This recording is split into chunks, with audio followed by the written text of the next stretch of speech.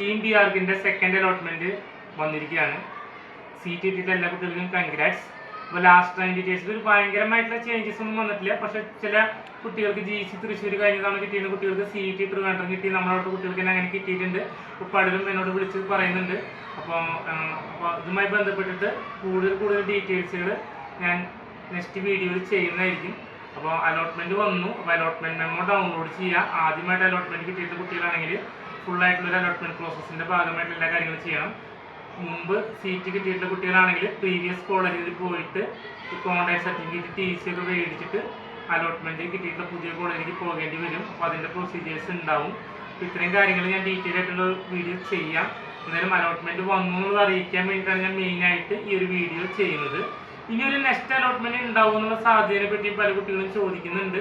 അപ്പോൾ കഴിഞ്ഞ തവണ ഉണ്ടായിരുന്നില്ല. ഇത്തവണ അതിനെ പറ്റിയിട്ടുള്ളൊരു അപ്ഡേറ്റ് വരുമ്പോൾ ഞാൻ അപ്ഡേറ്റ് ചെയ്യുന്നതായിരിക്കും.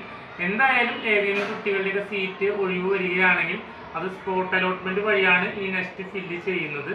ഓക്കെ, അപ്പോൾ ഇത്രയും കാര്യങ്ങളാണ് എനിക്ക് ഈ വീഡിയോയിൽ പറയാനുള്ളത്. അപ്പോൾ താങ്ക് യു.